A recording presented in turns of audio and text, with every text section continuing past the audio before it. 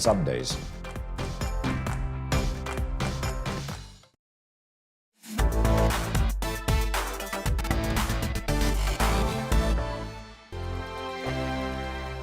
GB News is the UK's home of discussion and debate from all perspectives. To stay up to date on the latest stories, make sure that you subscribe to the GB News channel right here on YouTube. You can watch us live 24/7 across the whole world. You can also check out exclusive content and catch up on previous episodes of your favourite shows. Every day, we ask the questions that you'd ask, so why not add your voice to the conversation in the comments section? Don't forget to subscribe. We are GB News, Britain's news channel. Every night at 11 on GB News, we bring you the next day's stories the day before. It's basically like time travel. If it's a big story, we'll cover it, guaranteed. But we'll also have some fun along the way. Big opinions, big laughs. Sometimes big hair. This is Headliners, the paper review show that won't send you to sleep like the others will. 11 p.m, 7 nights a week. Join us.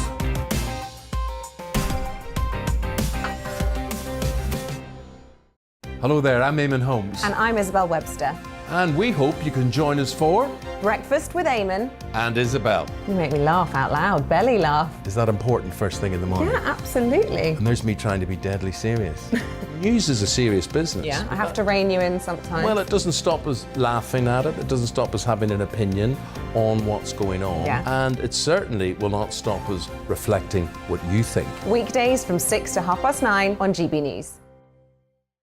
I'm Dan Wootton. Join me Monday to Thursday from 9 to 11 for the feistiest and most fun news debate on TV, where free speech reigns. I'll bring you a sharp take on the day's biggest stories, bombshell newsmaker interviews, and A-list guests. And I guarantee you, no spin, no bias, no censorship, and no reason to go to bed. That's Dan Wootton Tonight, Monday to Thursdays from 9 on GB News.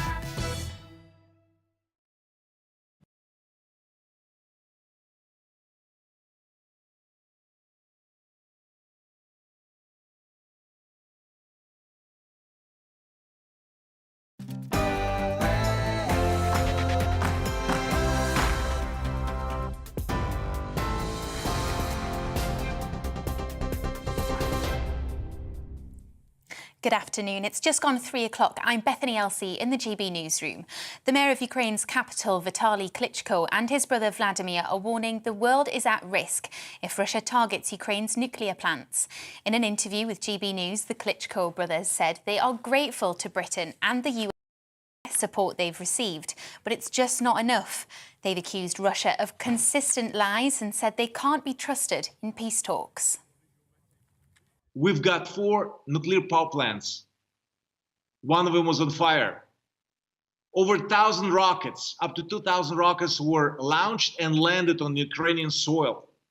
There is no guarantee that one of those rockets not just gonna kill civilians, but gonna hit this or those power plants. And if that's gonna be targeted and eventually exploded, the world is going to face Chernobyl and Fukushima in multiple times. The US president says he isn't confident Russia has changed strategy in Ukraine and has labelled Vladimir Putin a butcher.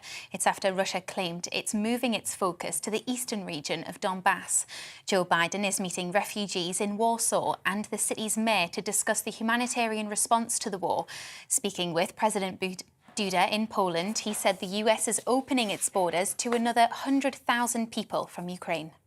The single most important criteria in this time of a changing world, so much is changing, not just here, but in other parts of the world, is that NATO stay absolutely, completely, thoroughly united. In other news, protests are taking place at UK ports over the sacking of hundreds of P&O Ferries workers as calls grow for the company's boss to quit. A P&O ferry has also been detained in Northern Ireland for being unfit to sail.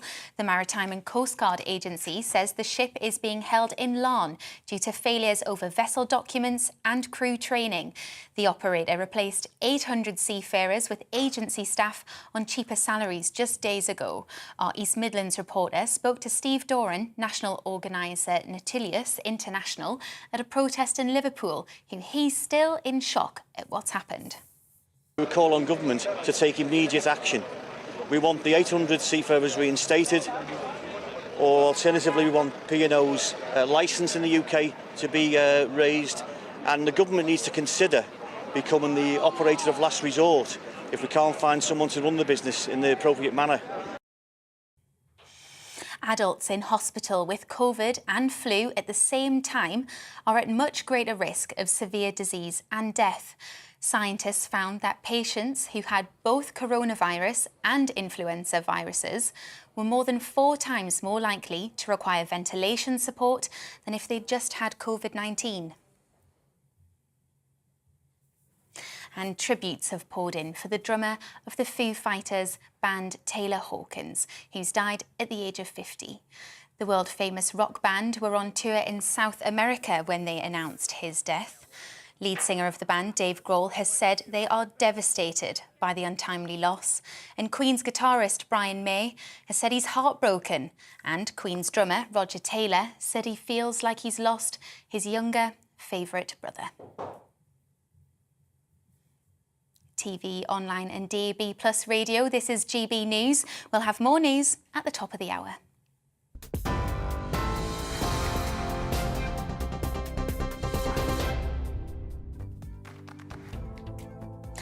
Looking ahead to this evening's weather, and the UK is looking dry with clear skies for many, though cloudier for the Northern Isles. Let's take a look at the details. It's going to be fine end to the day in the southwest of England. The cloudless skies will remain, meaning it will turn chilly once the sun sets. The evening is looking similar across the southeast and the London area.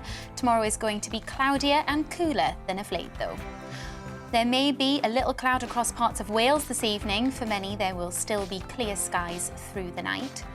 In the Midlands, we'll have a sunny, rather warm end to the day, but those temperatures will quickly dip after dark. Tomorrow might be a little cloudier at times, though, but still warm.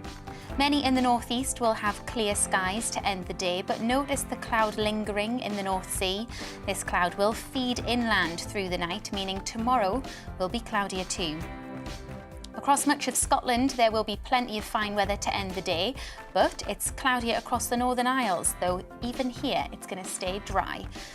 There will be plenty of sunshine for Northern Ireland this evening, and that is the theme we will stick with for the next few days, staying warm by day but chilly overnight. Tomorrow, thick cloud will feed in from the east overnight, but sticking with clear skies further west, meaning it will turn chilly, and that's how your weather is shaping up overnight into tomorrow morning.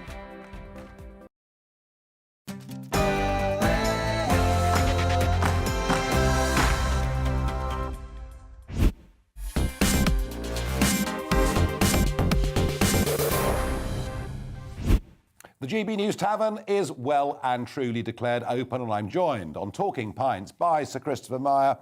Welcome. Thank you, Nigel. Cheers. Very good to see you. But you've never done this on TV before, have you? Never. No, never. I've had a drop of alcohol's never passed my lips on TV. Well, I was going to come on to that subject because, you know, as a diplomat, I know you served in Brussels and you did some time in Moscow and goodness knows where else you went. But the job you finished up with, 5.5 years in Washington, D.C., as our man, our ambassador to the United States of America, I mean, that must have been the dream job for a diplomat. It was the dream job for a diplomat because you had this sense that you were in the world's only superpower, as it was at that time, perfectly frank. Yeah. It was the summit in many different ways of any diplomat's career. And I had 2 presidents on my watch. I had Bill Clinton in his second administration, and I had the first bit of George W. Bush. And from the moment when I arrived, somebody said to me, it's going to be terribly boring, you know. It's going to be very, very boring because the economy is going very, very well. Yep. And then Monica Lewinsky exploded on the scene, if I can put it like that. And from then on, it was non-stop action from excitement to tragedy, you name it, 9/11, all that stuff. Yes, and wars. And wars, and several wars. And finally, I left just before the war in Iraq began. So it was all action all of the time. Yeah, and of course the Afghanistan decision. And Iraq was building, wasn't it? I mean, at the time you left, was it obvious to you that Iraq was going to happen? I'm one of those who think that George W. Bush took the decision to go into Iraq pretty late. That there was not something that he had finally decided very early on. For example, there's a school of thought that says that when Tony Blair and George W. met at George W.'s ranch in I remember. April of 2002. Yo, Blair. Yeah. you get all that stuff. I mean, Bush was full of that kind of stuff. You know, he said Putin was one cold dude. You know, one cold dude. Absolutely right. And then he made a mistake by saying, I looked into Putin's heart and I saw this was somebody I could do business with, or something like that. He changed his mind, of course. Well, we will come to Putin, I promise you. But you're there through all that drama. But you're living in splendour. You've got a magnificent wine cellar. Your job is to entertain for the country. Well, hang on a minute. I mean, some people think all I did was dish out Ferrero Rocher. I'm allowed to advertise to people who came to receptions. And of course, when they came to the British Embassy, it did represent the United Kingdom, and it represented the monarchy. Because I didn't get my commission as a diplomat from the government. I got it from Her Majesty the Queen. So you had to live up to this. And of course, the Americans, you know America better than I do. They love it. They love it. They just love that, and you had to have it as they would expect it to be.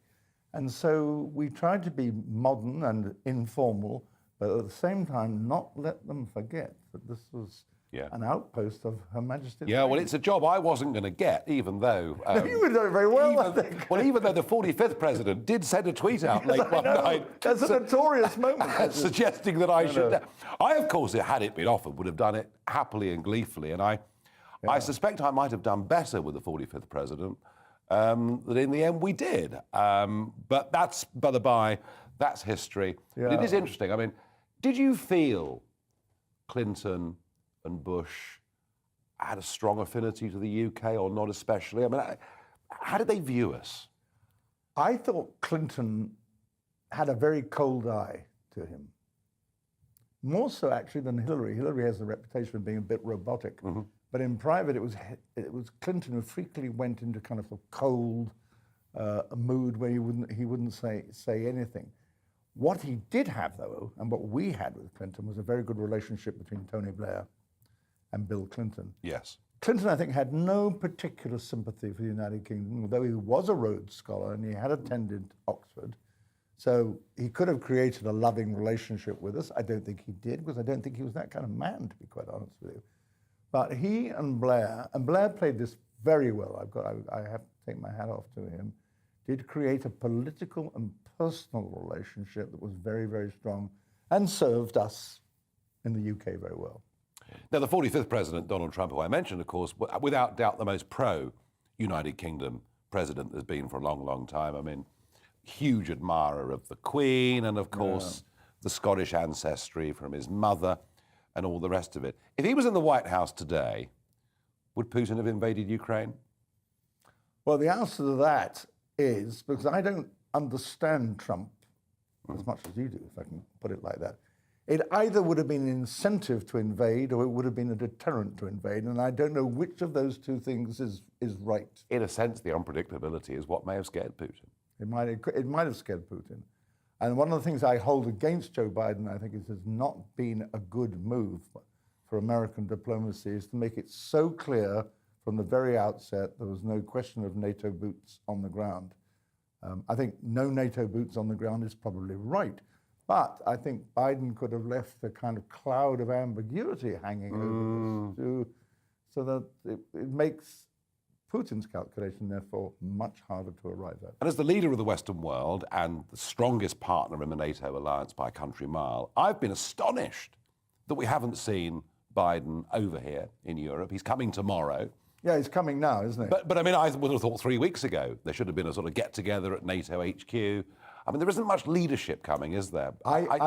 When somebody said to me several years ago, well, Biden's running for the presidency against Trump in his first term, my immediate reaction is too old. Yeah. I knew Biden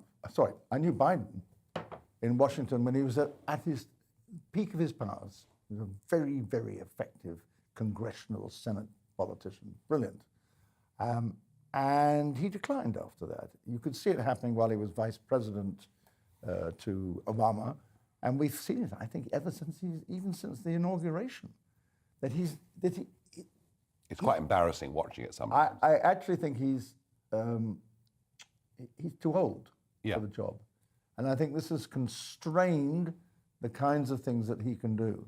And unfortunately, Tony Blinken, the Secretary of State, and Jake Sullivan, the National Security Advisor, they can replace him, but they don't have the charisma or the personality that some of their predecessors used to have. And Kamala Harris, the Vice President... And that hasn't worked very well either, has it? It hasn't worked well. It hasn't worked well. And I was surprised he appointed her, actually. And you've got Trump, who's 75, and you've got talk of Hillary Clinton perhaps wanting to run again. And it's astonishing, isn't it? No, I can't really say this because, Nigel, you're a mere child compared with me. But I mean, as a septuagenarian, you can't run the Western world on septuagenarians, if I pronounce that right. Yeah. So if Trump runs in 2024, he's going to be how much? 70? He'd be 78. Yeah, exactly. You can't do that. It certainly hasn't worked in Biden's favour. And where are we with this man Putin? I mean, I have to tell you, I always thought this was a cold, hard, calculating individual. I never liked him as a human being, but I thought he was a clever operator, a clever player of the Russian national interest. And now I sort of wonder to myself, is this a symptom of somebody who's been in an ivory tower for 22 years, has lost touch with reality? Is he, I mean, what's going on in your view?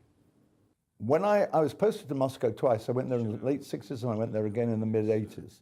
And the guys I met who were avowed KGB were always the more interesting, the more intelligent, the more sophisticated.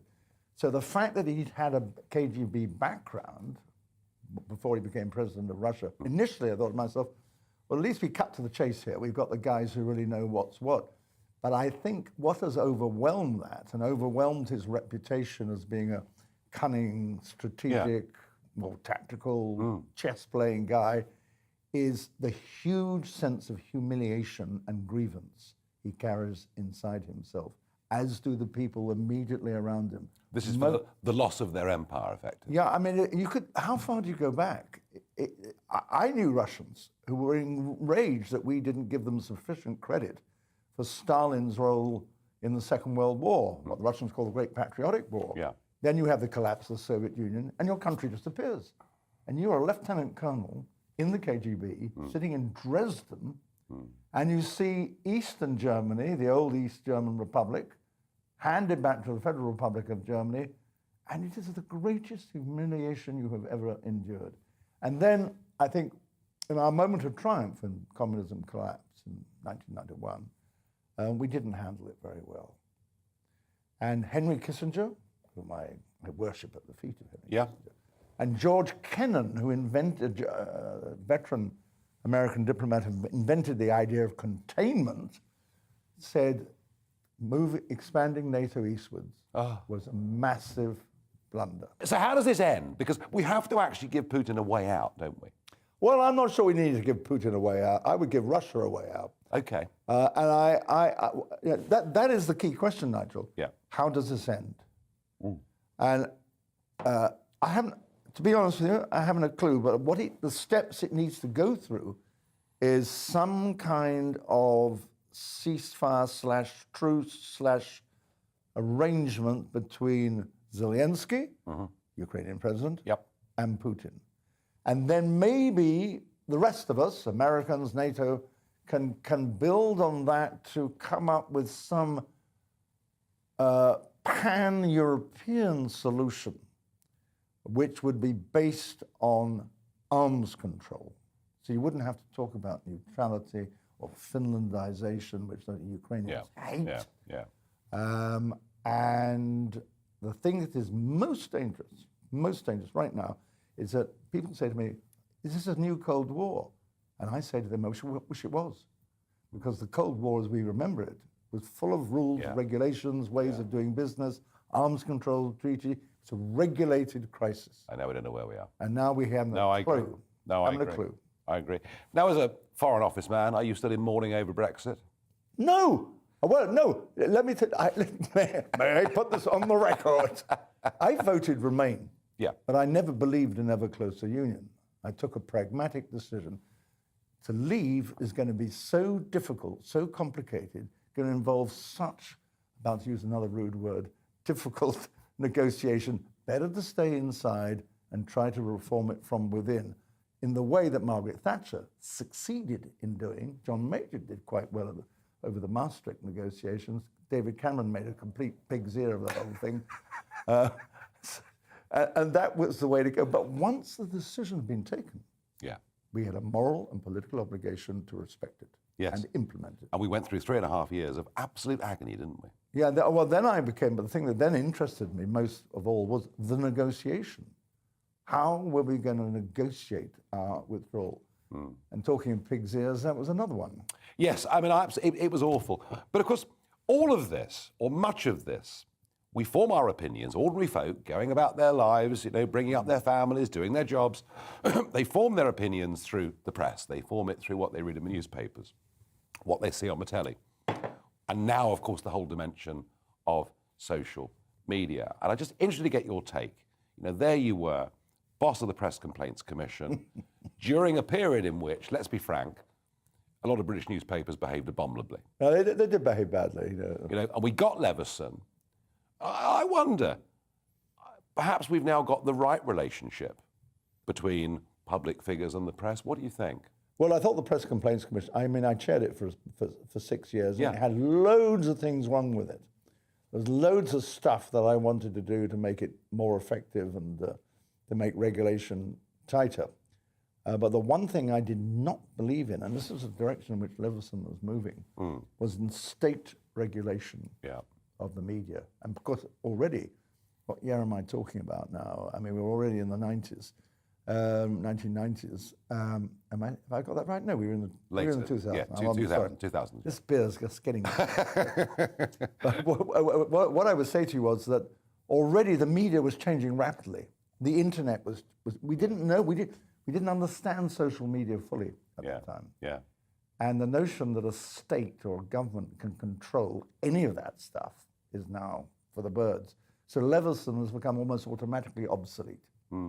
And have we got the balance right? I just don't know. I just don't know. But we have, I mean, it's a jungle out there. It's a jungle out there. And social media, Nick Clegg, now one of the most powerful men in the world. Isn't it extraordinary? Who would have believed it? A final thought, Christopher. A final thought. Good old Nick. Well, good for him, you know. Do you remember? We agree with Nick. I know, I do. A final thought. How do you see the future of this country looking 5-10 years ahead? Well, I'm always an optimist. And although I was the very first member of my family, as far as I know, to join diplomatic service, the Foreign Office, one of the things that inspired me to do so was I was always an optimist about this country.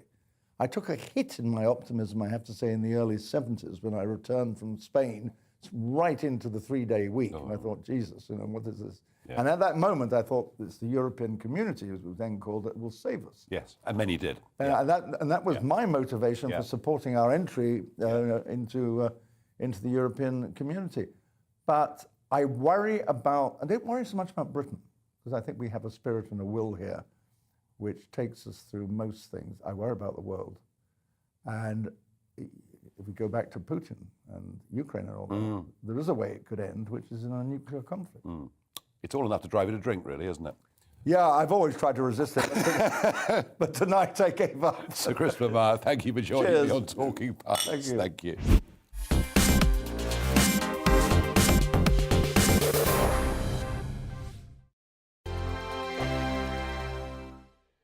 GB News is the UK's home of discussion and debate from all perspectives. To stay up to date on the latest stories, make sure that you subscribe to the GB News channel right here on YouTube. You can watch us live 24/7 across the whole world. You can also check out exclusive content and catch up on previous episodes of your favourite shows. Every day, we ask the questions that you'd ask, so why not add your voice to the conversation in the comments section? Don't forget to subscribe. We are GB News, Britain's news channel.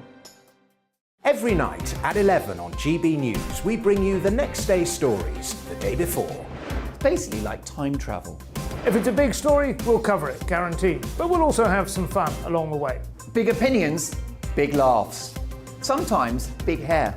This is Headliners, the paper review show that won't send you to sleep like the others will. 11 p.m, 7 nights a week.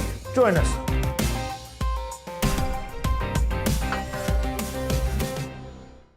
Hello there, I'm Eamon Holmes. And I'm Isabel Webster. And we hope you can join us for Breakfast with Eamon. And Isabel. You make me laugh out loud, belly laugh. Is that important first thing in the morning? Yeah, absolutely. And there's me trying to be deadly serious. News is a serious business. Yeah, I have to rein you in sometimes. Well, it doesn't stop us laughing at it. It doesn't stop us having an opinion on what's going on. Yeah. And it certainly will not stop us reflecting what you think. Weekdays from 6 to 9:30 on GB News. I'm Dan Wootton. Join me Monday to Thursday from 9 to 11 for the feistiest and most fun news debate on TV, where free speech reigns. I'll bring you a sharp take on the day's biggest stories, bombshell newsmaker interviews, and A-list guests. And I guarantee you, no spin, no bias, no censorship, and no reason to go to bed. That's Dan Wootton tonight, Monday to Thursdays from 9 on GB News. My name's Tom Harwood, and every weekday we bring you The Briefing live from 9:30 a.m. The stories, analysis, and live debate that you need to hear. Quite right, Tom, of course. Was this something that had been considered at all? Difficult to answer. Gas-guzzling helicopters circling. Noise is being made here. Joe Biden walking out. Thank you very much for joining us. Don't miss it. The Briefing with me, Tom Harwood, Monday to Friday, 9:30 a.m. on GB News.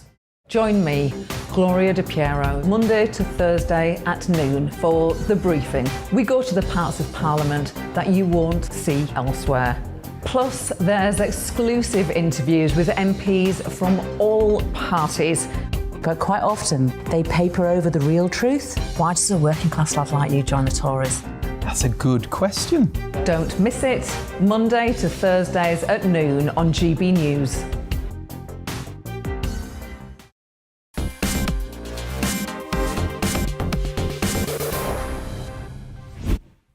The GB News Tavern has been declared open. It is Talking Pints. I'm joined by Lieutenant General Jonathan Riley, retired British Army officer, who was Deputy Commander of the NATO-led International Security Assistance Force in Afghanistan, and these days a military historian and many other things. Jonathan, welcome.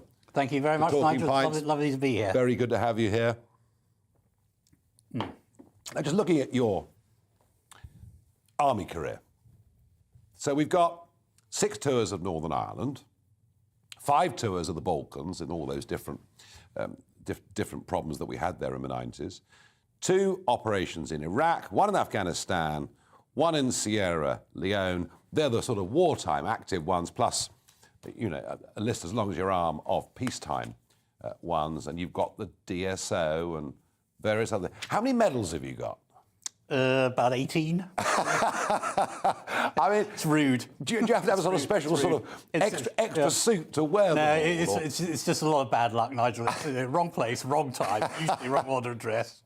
It's interesting. You watch Remembrance Day parades now, and a lot of younger soldiers do have a lot of medals now because we've been a very active army. Well, they did have, until about 8 or 9 years ago. Yeah. But we're now back to where we were in the Cold War, where there were a few operations going on.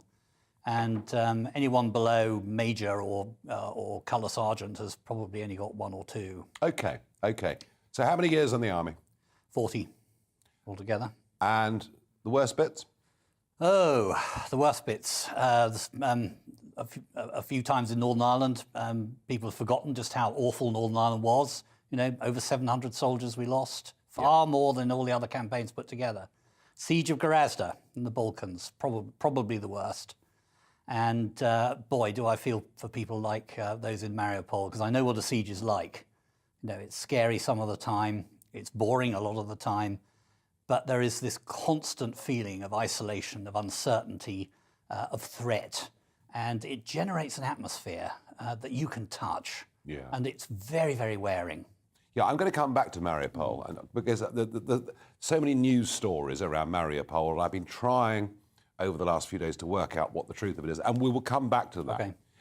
Yeah, obviously some very tough situations that you were in. But you wouldn't have stayed in it 40 years unless you enjoyed it.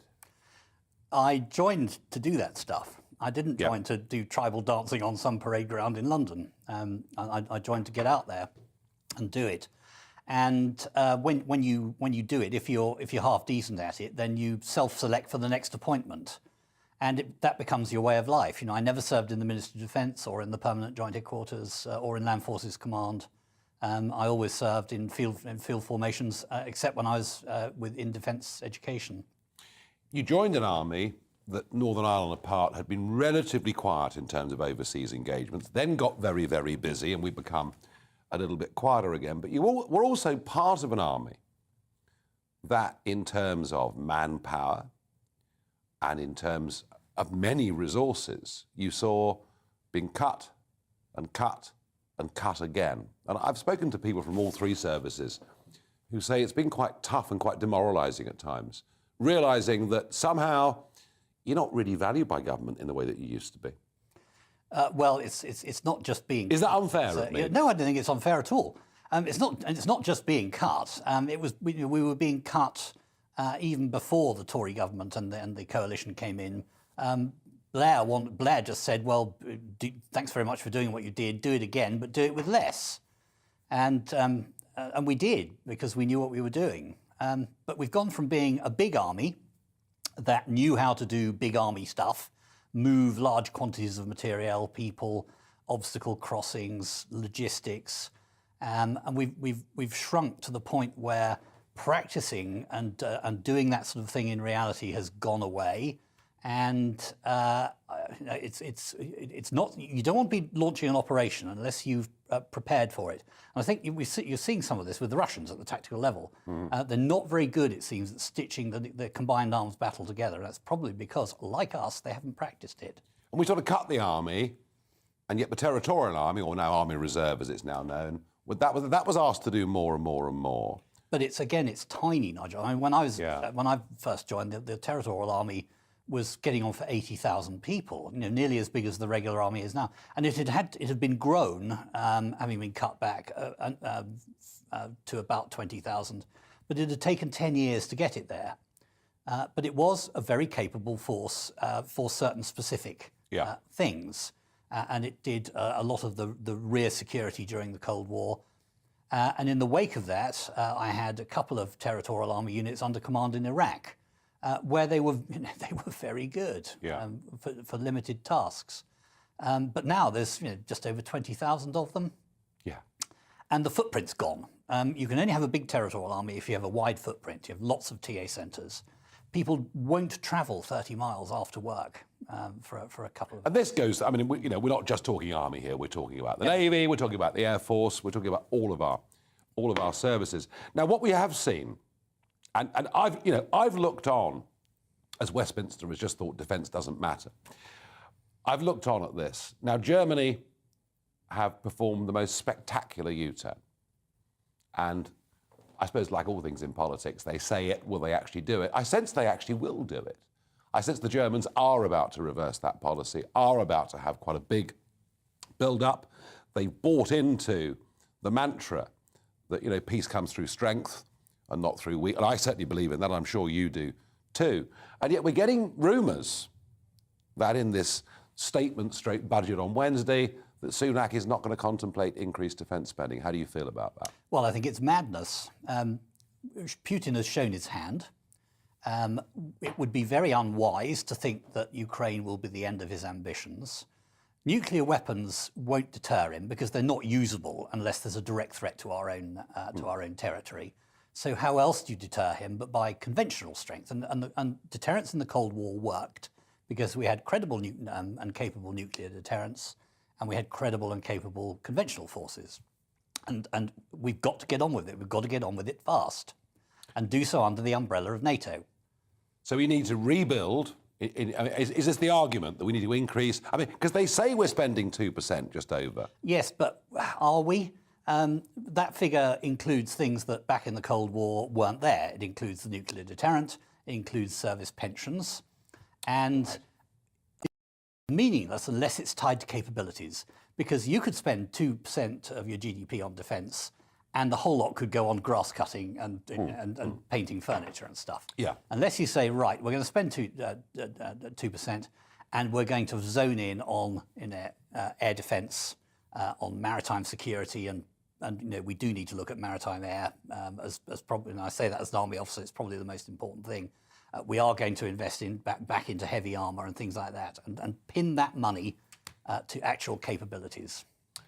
Do you have many supporters? Do you think increasing military spending at this, even given where we are now, do you think it has many friends in Parliament?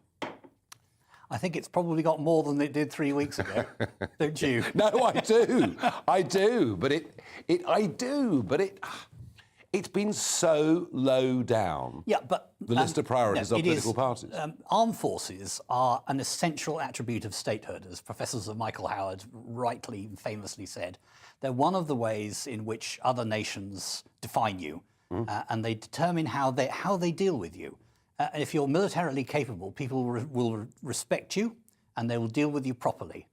If you're incapable, then they won't. And you can see Putin's behaviour, looks at NATO, apart from the USA, and thinks. Pff. Well, NATO. I mean, of course, Afghanistan was a NATO mission. Joe Biden pulled the plug on it. We all wanted it to end, of course. It was a question of how it was to end, but the unilateral withdrawal without consulting NATO allies, I mean, quite a serious moment and a big rethink going on, certainly in my mind, about whether the Americans are now going to be reliable under Joe Biden or not. Biden finally coming to Europe this week, and I think he should have come 3 weeks ago, personally. But do you still think there is confidence in NATO as an organisation? Yes, I do. I really do. The American Army, for example, has reactivated the Fifth Corps and deployed the forward headquarters into Poland. Yes. They're deploying an awful lot of... Sorry to interrupt. What size of strength is that? An Army Corps would be 50,000 plus. Oh, so it's a serious deployment. Yeah, there's quite a lot of it still in the USA, but they're bringing more units forward for 9-month tours. Jonathan, we could talk for a long, long time. We unfortunately don't get the privilege of doing that, although Talking Pints is longer than most segments. Thank you very much indeed. And thank you for the service you've given the country. Well, thank you much very much. Appreciated. Pleasure. Thank you.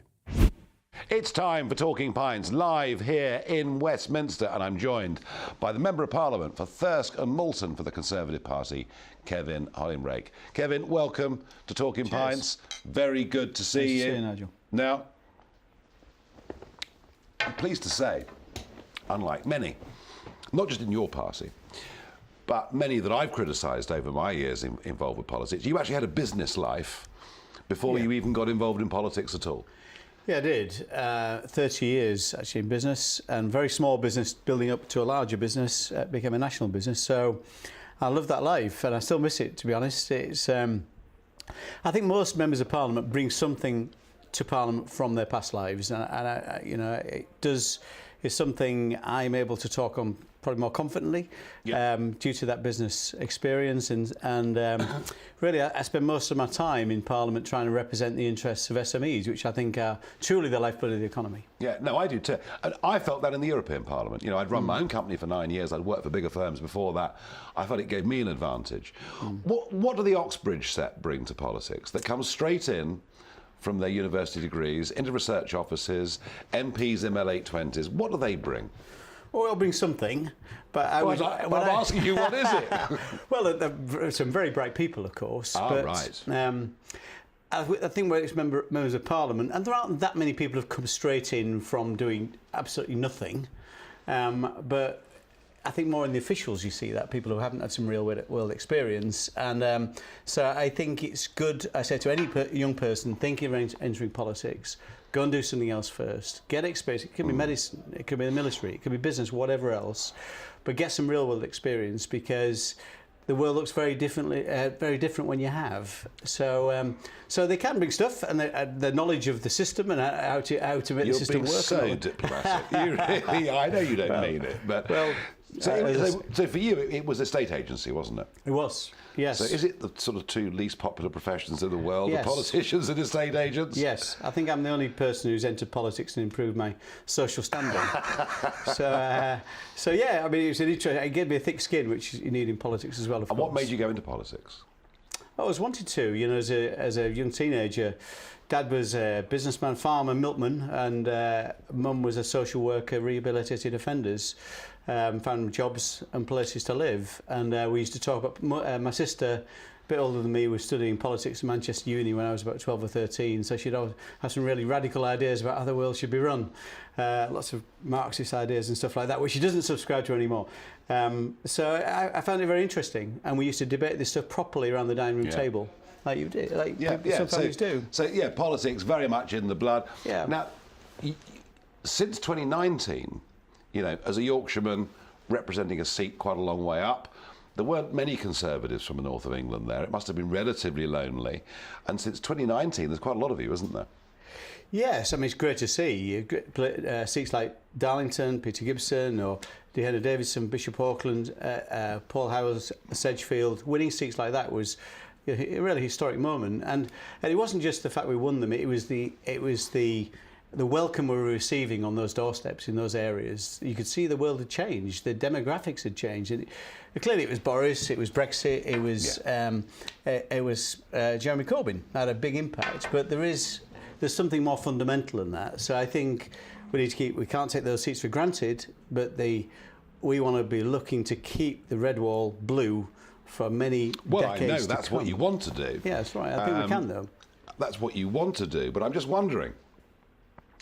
We've got a cost of living crisis. I mean, it's been with us. It's been with us already for a few months. Yep. But those bills are going to land, aren't they? Those bills are going to land in just a few weeks' time. Yep. I was talking earlier about the fact that gas prices are even higher. Yep.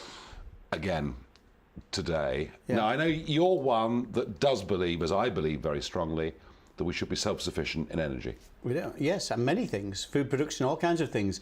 We should be setting targets for self-sufficiency. I mean, these are tough times, there's no doubt about it. The first thing we've got to accept, though, these are not domestic issues. Whichever party was in power, this situation would be with us right now. Cost of living, energy, supply chains, driving prices, second-round effects in terms of wage inflation, all this stuff will feed through to inflation. The Bank of England seems confident it'll get back under control within a couple of years. I'm less confident. The Bank of England didn't think it was going to happen, and your party leader, as recently as last October, was saying, don't worry about inflation. They've all got it wrong. Well, who gets everything right? Sure. Who gets everything right? Sure. And I thought that was the received wisdom at the time. Bank of England were very clear, and other commentators were saying, well, this will top out 4 or 5% and drop back to 2% within a year or two. That's probably not going to happen. No. So internationally, of course, the US has got higher inflation in the UK, Germany's got higher inflation in the UK. The first thing you've got to have is a strong economy. And the great economic news we have is unemployment is incredibly low, 3.9%, below 4%, despite the crisis of COVID. It's been big, I mean, it's been a big surprise. It has. Big surprise. A lot of that is about management of the economy. I'm not here to just blindly support the government. But one thing, Kevin, one thing government can do is decide its own energy policy. We've got these vast gas reserves in Lancashire, and through across into Yorkshire as well. I mean, they're really substantial. Yep. You've argued strongly that we should be going for, whether it's fracking or other methods of gas extraction. Right. Absolutely. How much stick and abuse have you taken for that position? An awful lot. I know. So my constituency is beautiful rural North Yorkshire. 85% of it is covered by shale gas exploration licences, and it was when I first came into Parliament. Went to Pennsylvania, look at it out there. Could this be done in a way that is consistent with that beautiful area of North Yorkshire? Yes, it could, but it is very, very slow. You've got to roll, this stuff rolls out. You have to build a well pad, drill 20 wells, and then the next well pad, the next well pad. And we've had the seismicity issues. So it would be 10, 15 years before you're getting decent gas out of the ground. That's not to say you shouldn't start today. Well, others say it could be a year. I don't see that. I mean, we had a site, the first site in the UK was due to be fracked, Kirby and Misperton in my constituency. The planning consent took 2 years. It is very but if slow. Boris Johnson can change the laws on planning consent to build onshore wind farms or nuclear power stations, he can do it for this too. That's possible. Two more issues. The seismicity that was caused in the two examples we've had of fracking in the UK, and the energy experts we saw before the Treasury Select Committee quite recently said the geology, which we know the geology is much more difficult mistakes than were the made, US. weren't they? Yes, but I think there are some logistical problems, some really geological problems that are going to be difficult to overcome. And of course, politics does come into this. This is hugely controversial, and it's okay for me. I've got a 25,000 majority to take a bullish line on something, but if you're sat on a 1,000 or 2,000 majority, you've got fracking in your patch. You've got to look at the political realities of it. And the lobby against it, and we're increasingly being told that perhaps Russia was playing a bit of a role in this a few years ago. Yes, I understand that. And the abuse you take for it is extraordinary. Yep. Treasury Select Committee, you're there, which as a businessman I'm pleased that you're there. So come on then, what did you make of the spring statement? Just before that, just in terms of gas, let me go back. North Sea, hit the North Sea with everything we've got. The banks at the moment, which is a sector you know very well, they're pulling finance from gas exploration on the basis of their ESG objectives, environmental sustainability goals. It is complete nonsense. I know. We need that gas. We've got to put forward. You and I agree. We've got to be self-sufficient. No, we're on that. Absolutely. And renewables. Over a pint, we've agreed on that. Okay. What about the statement, which I have to say, I thought was a little bit disappointing. Sir Martin Sorrell, who is a good judge and inclined to want to believe the best of it, he's disappointed. How did you feel? I thought it was excellent. I was listening. I've always been willing to criticise the government. Party no, line, that's rubbish. isn't it? I'm a backbencher. What have I got to lose? I can say anything I want. I vote against the government not all the time, but now and again. I looked at it. What do you do? Who are you going to tax to compensate other taxpayers for the cost of living crisis? It is an incredibly difficult issue. What he set out is what he calls his tax plan, this new tax plan, which is cutting taxes. Cutting taxes on national insurance. I'm sorry. Taxes are going up. There are tax rises in the pipeline, and for him to pretend that he is somehow the low tax guy when he's putting taxes up, it's nonsense. Well, so you're going to spend another £12 billion a year on a health service. How are you going to do that? Are we getting Labour's view? Do you stick it on the debt? That's fine. Then stop telling us you're a low tax guy. Well, what he said is he's going to prioritise health and social care to cut the backlog of the NHS problems and to properly fund social care for the first time ever in this country, in my knowledge.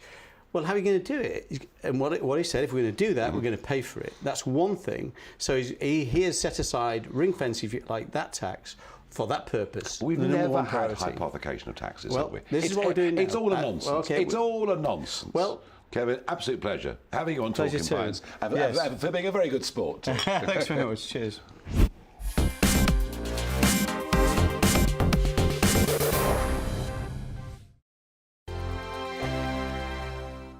GB News is the UK's home of discussion and debate from all perspectives. To stay up to date on the latest stories, make sure that you subscribe to the GB News channel right here on YouTube. You can watch us live 24/7 across the whole world. You can also check out exclusive content and catch up on previous episodes of your favourite shows. Every day, we ask the questions that you'd ask, so why not add your voice to the conversation in the comments section? Don't forget to subscribe. We are GB News, Britain's news channel. Every night at 11 on GB News, we bring you the next day's stories the day before. It's basically like time travel. If it's a big story, we'll cover it, guaranteed. But we'll also have some fun along the way. Big opinions, big laughs. Sometimes big hair. This is Headliners, the paper review show that won't send you to sleep like the others will. 11 p.m, 7 nights a week. Join us.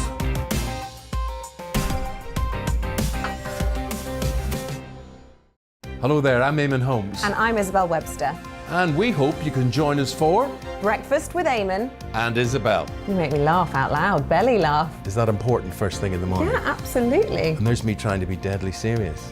News is a serious business. Yeah, I have to rein you in sometimes. Well, it doesn't stop us laughing at it. It doesn't stop us having an opinion on what's going on. Yeah. And it certainly will not stop us reflecting what you think. Weekdays from 6 to 9:30 on GB News. I'm Dan Wootton. Join me Monday to Thursday from 9 to 11 for the feistiest and most fun news debate on TV, where free speech reigns. I'll bring you a sharp take on the day's biggest stories, bombshell newsmaker interviews, and A-list guests. And I guarantee you, no spin, no bias, no censorship, and no reason to go to bed. That's Dan Wootton Tonight, Monday to Thursdays from 9 on GB News.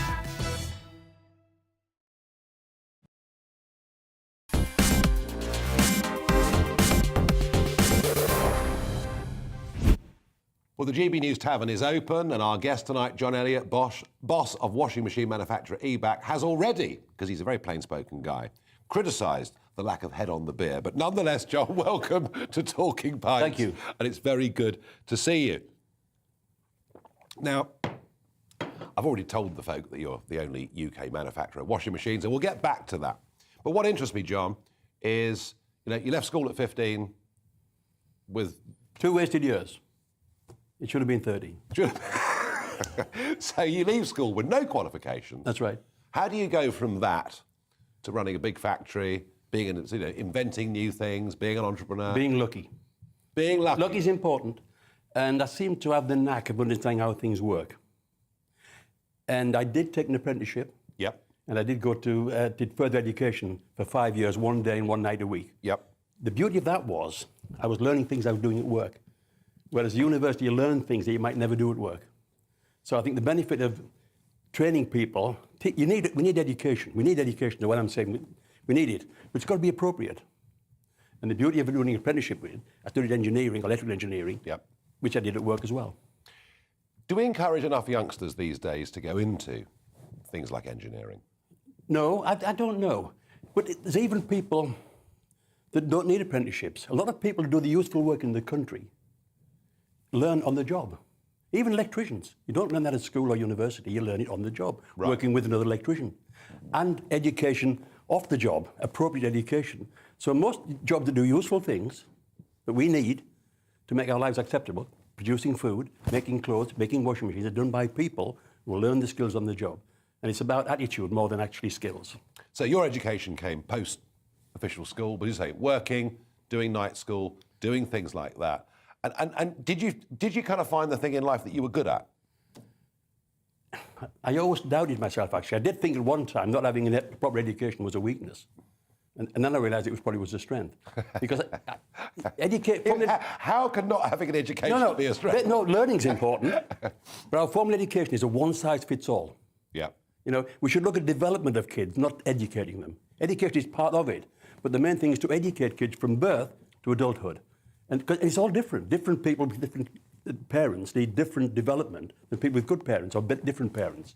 So we need to think of it like development of the child, the individual child, rather than one size fits all. You've got to pass an A level in maths and do quadratic equations, which you'll never ever use in your life. Well, it depends, but you're unlikely. Well, very few people. You're unlikely to. But you could learn about that. Yeah. Now we've got so good better means of learning on the internet. You can learn anything, actually, if you want to learn, if you're interested in learning. Yeah. It's about learning, not being taught. You've got to want to learn. You've got to want to understand. I understand refrigeration very well. Never had any formal education on that. But I've read books about it, and I've played with it, and tried things, and looked at it, and thought about it. And that's how you really learn. Now, you took the big step, at a relatively young age, in your 20s. You're going to set up on your own, yep, set up your own company, risk everything, and that is classic. A bit reckless, really. Had two small children. Yep. No income. But you did it. Yep. You did it. And that's a few years ago now, isn't it? It's a long time ago. Should we call it 50-odd? Well, eBac's been around 50 years next year. Right, OK. So you set eBac up 50 years ago at a time when Britain had a lot more manufacturing industry. Oh, yes. A lot more. And, you're from the northeast, from County Durham, and you think of shipbuilding that was happening at the time in Sunderland and steel. All of those steel. I mean, so much. Yeah. So much has gone and often in the northeast been replaced by call centres or whatever else it may be. Which are quite important jobs, call centres. No, I wasn't knocking them, but in terms of the value to the British economy, of actually making things and not having to import things. Absolutely right. Now, clearly, John, the rise of China, India, etc., clearly there were some of those jobs that were going to move abroad anyway. But What is it British government doesn't understand about manufacturing? Well, I think all of us thought sort of 30 years ago that we're too clever to do simple manufacturing jobs, and that's not true. But we can't balance the books out unless we manufacture more things in the UK. We accept a deficit. But if we manufacture things in the UK, John, we're emitting CO2. And if they admit, if your washing machines are made in India, that's not our fault, That's you right. say. No, there's different rules. That's right. It's more difficult in the UK in many things because of regulation, the Working Time Directive, all of these things, and they don't serve the purpose they're intended for. And what about cost of energy? I mean, we're paying, you as a manufacturer are paying, what, 50% more than the Americans? Yeah. Significantly more than the French? That's right. And others. How big a burden is that? And given the way prices are going? It's quite big for us because we do our own plastic moulding as well, and that takes a lot of energy. Electricity is what we've got to use. So it is significant. But the cost of plastics doubled in the last couple of years because of oil, because plastic and oil are together. I mean, I've never known anything like the last 2 years. It's been every day is a different problem. Supply chain, can't get a container. We're shipping goods to America, we can't get a container. Or we get one and then they cancel it. It's just, I've never known things as difficult as the last 2 years. Even worse than the 70s? I can remember when we had the 3-day week and no electricity, and that's a long time ago. Yeah. But I've never known, it's just for so long as well, it's 2 years. Yeah. Now, I'm told by some it's all the fault of Brexit, you see, and you were a prominent northern Brexit backer, weren't you? Absolutely. I was unusual, actually. Most of the people succeed in business that I looked at and respect were Remainers. That did surprise me, actually. I didn't think that maybe I was wrong. But my belief was that the EU is conceptually flawed. It's a one-size-fits-all. You can't have the same currency for Greece and Germany. It doesn't make sense. That's pretty clear. And you can't have the same export rules with America for Scotland and France. Else wine takes precedence over whiskey. Each discrete economy has got to be independent. How much of your manufacture goes to Europe? Our biggest market for water coolers before we started selling to America was France. Okay. And that's still probably our second biggest, but in the last 2 years we started selling to the USA, and that's now our biggest market. And is that what's going to happen to Britain with Brexit? We're going to start reaching out to other markets? I think we've got to make more here. You see, the belief is, we got a grant for the washing machine, we almost didn't get it because we weren't exporting. And yet replacing imports is exactly the same as exporting. There's a belief that you've got to export. Our industrial strategy for the last 30 years has been this. Let's train people with high skills to produce high value work and then export it. Now, if you say, who are we going to train, what we're going to train, what we're going to make, you don't get any answer. We need the bread and butter stuff. We need the stuff that we need. Food on the table, a shirt on your back, a roof over your head. And that's done by people who do manual work. I've been to your factory. I mean, you're manufacturing quite a broad range of products, aren't you? 3 different products for our size. Yeah. And we also do injection moulding, fabrication, as well as the assembly. We actually make the printed circuit boards, assemble the printed circuit boards. We love making things. No, clearly. And the washing machine. I mean, the only British maker of washing machines. That's right. Why? Why aren't other British companies making washing machines? Big business will go to Poland to save $2. Right. And yeah, you will save some money. Yeah. We're not paranoid about profit. You've got to be a profitable business. You can't be a charity. But I live in the UK, so it's important to me to be in the UK, and that's why the business was put into a foundation. So it can never move. It's always going to be manufacturing for generations to come. But you could sell the business. No, it's not for sale. It never was for sale. There are more stakeholders in the business than the shareholders. What do you mean, the community in County Durham? I mean the people who work there, and the next people who work there, and the suppliers. So your vision is long after you, EBAC's going to be there providing jobs. Absolutely right. Part of the community. Yes. Have we taken advantage? You mentioned regulations a few minutes ago. And I'd been in business before, the European Parliament and all that. And one of the big arguments for me for Brexit was that a lot of EU regulation was heavy-handed, a lot of it was over the top, and that Brexit was our chance to perhaps streamline things. Yeah. So, I mean, have you seen any improvements? But we actually made them worse anyway, didn't we? We took the European legislation and made it more difficult. Yeah, we did. John Elliott, thank you for joining me on Talking Pints. Thank you very much.